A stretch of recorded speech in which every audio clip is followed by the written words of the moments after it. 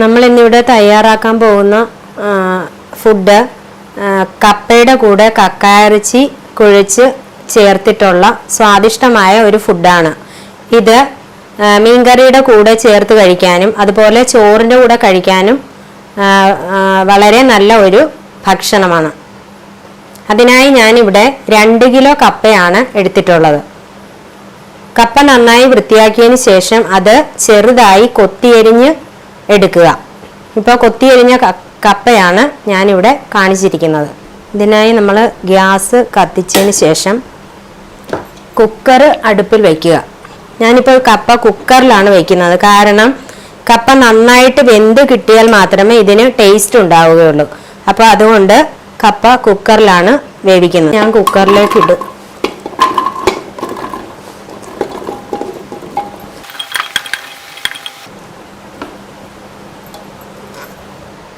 അതിനുശേഷം ഈ കപ്പയുടെ മുകളിൽ നിൽക്കത്തക്ക വിധം നമ്മൾ ഇതിൽ വെള്ളം ചേർക്കണം.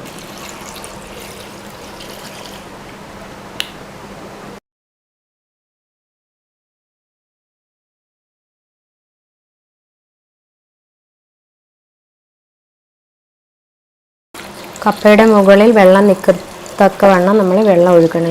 എന്നാൽ മാത്രമേ അത് നന്നായിട്ട് തിളച്ച് വേകുകയുള്ളൂ.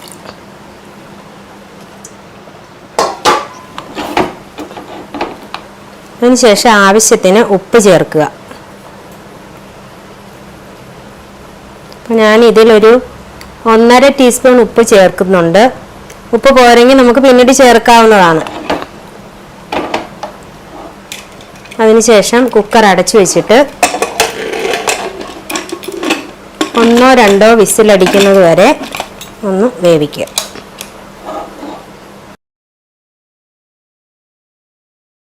കപ്പയും കക്കയിറച്ചിയും കുഴയ്ക്കുന്നതിലേക്കായി നമ്മൾ കപ്പ കുക്കറിൽ കക്കയിറച്ചി ഒന്ന് തിളപ്പിച്ചെടുക്കുന്ന ഒരു ജോലിയുണ്ട്.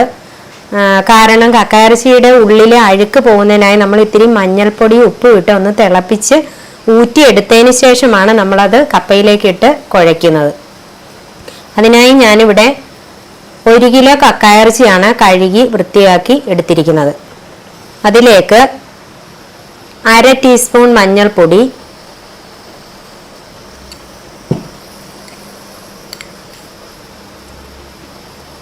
1 ടീസ്പൂൺ ഉപ്പ്, 1 ഗ്ലാസ് വെള്ളം,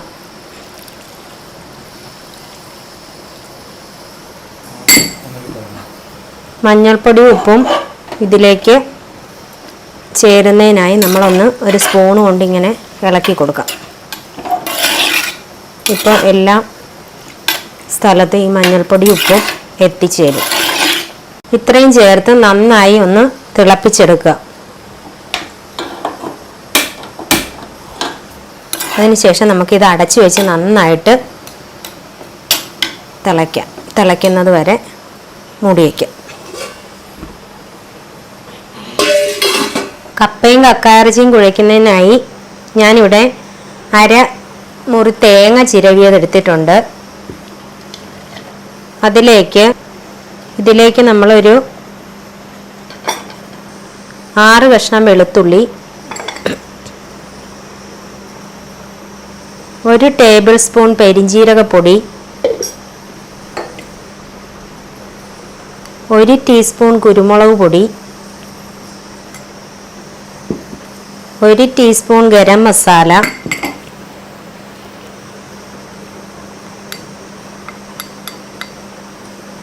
1/4 ടീസ്പൂൺ മഞ്ഞൾപ്പൊടി.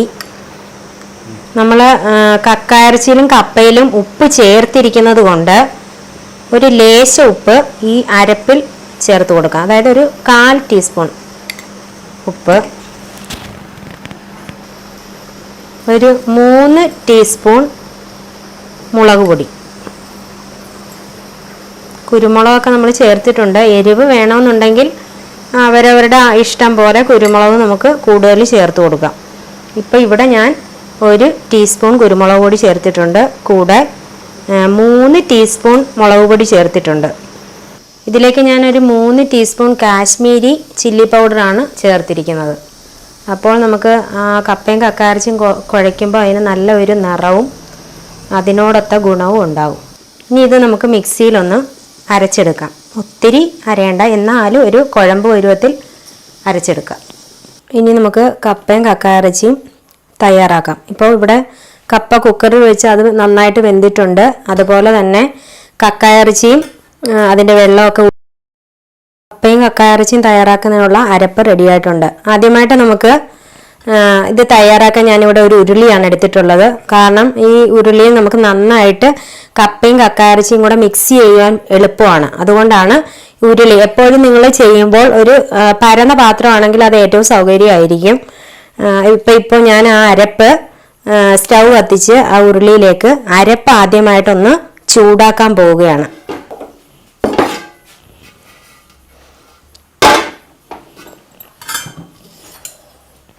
അരപ്പ് ഇതിലേക്കൊന്ന് ഇട്ട് കൊടുക്കണം.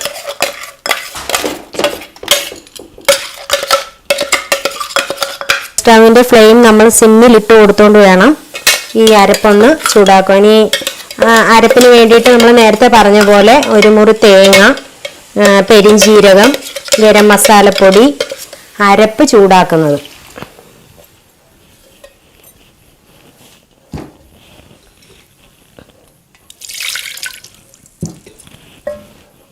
അരപ്പൊന്ന് നമുക്ക് നന്നായിട്ട് ചൂടാക്കാം.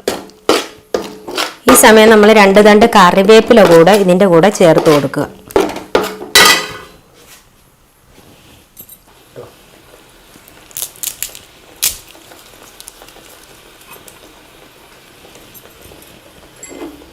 കറിവേപ്പില ചേർക്കുമ്പോൾ ഒരു പ്രത്യേക മണം അതിന് ഉണ്ടാവും. കക്കയിറച്ചി അപ്പോൾ തന്നെ ഒരു നല്ല സ്മെല്ലൊക്കെ വരുന്നുണ്ട്. ആ അരപ്പിൻ്റെ കൂടെ നമ്മൾ കറിവേപ്പില ചേർക്കുമ്പോൾ ഒരു പ്രത്യേക സ്മെല്ല് വരുന്നുണ്ട്. ഇതിലേക്ക് ഇനി നമ്മൾ ഊറ്റി വെച്ചിരിക്കുന്ന കക്കയിറച്ചിയുടെ കാര്യം പറയുകയാണെന്നുണ്ടെങ്കിൽ കാൽസ്യം ഏറ്റവും കൂടുതൽ ചേർന്നിട്ടുള്ള ഒരു മത്സ്യ വിഭവമാണ് കക്കയിറച്ചി. കോരി ഇടുകയാണെങ്കിൽ ഒട്ടും വെള്ളം ഇല്ലാണ്ട് അതിനകത്തേക്ക് നമുക്ക് ഇടാൻ പറ്റും. ഇതിനകത്ത് നമ്മൾ മഞ്ഞൾപ്പൊടി, ഉപ്പ് ഇതൊക്കെ ചേർത്ത് നന്നായിട്ട് വേവിച്ചിട്ട് എടുത്തിട്ടുള്ളൊരു സാധനമാണ്. കക്കയിറച്ചി വെന്താണ് വരുന്നത്. എങ്കിൽ കൂടി നമ്മൾ ഒന്നുകൂടെ അതിൻ്റെ അഴുക്കൊക്കെ ഒന്ന് പോകാൻ വേണ്ടിയിട്ടാണ് നമ്മൾ അങ്ങനെ ചെയ്യുന്നത്. നന്നായിട്ടൊന്ന് ഇട്ട് കൊടുത്തിട്ട് ഈ അരപ്പുമായിട്ടൊന്ന് അത് മിക്സ് ചെയ്യണം.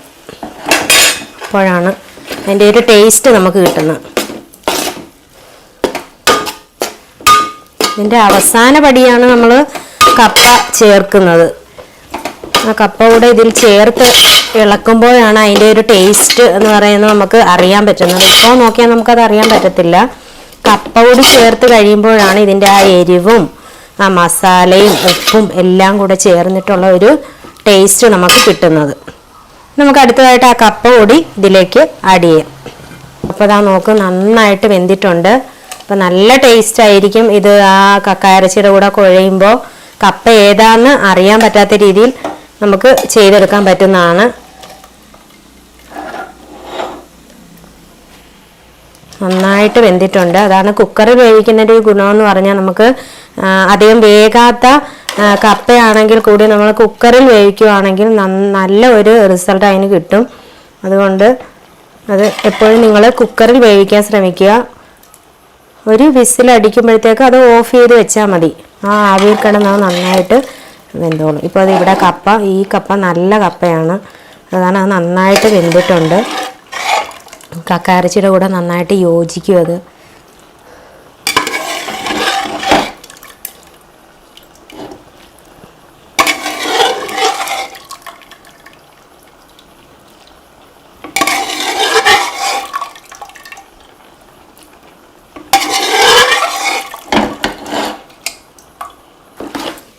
ഇങ്ങനെ മിക്സ് ചെയ്യുമ്പോൾ തന്നെ കപ്പ വെന്തതുകൊണ്ട് നമുക്കത് മിക്സ് ചെയ്യാനൊരു പ്രത്യേക സുഖമുണ്ട്. അല്ല, നന്നായിട്ടത് യോജിക്കുന്നുണ്ട്.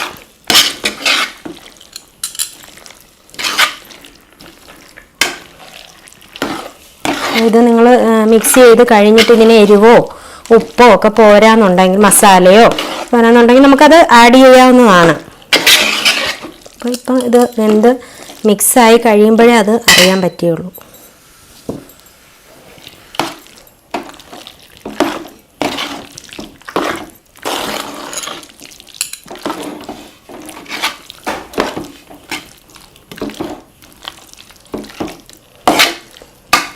കറിവേപ്പില ഇട്ടതിൻ്റെ സ്മെല്ല് നന്നായിട്ട് വരുന്നുണ്ട്. കറിവേപ്പില ഇടുന്നതിൻ്റെ ഒരു ഗുണം അതാണ്, ഒരു പ്രത്യേക സ്മെല്ലടിക്കും.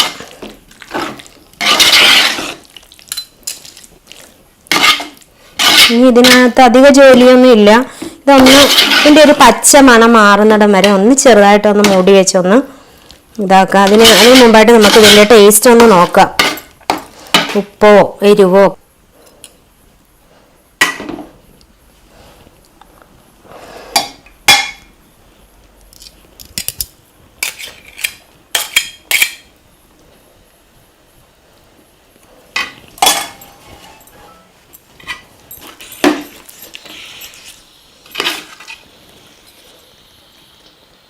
അതിൻ്റെ ടേസ്റ്റ് ഒന്ന് നോക്കുവാണ്.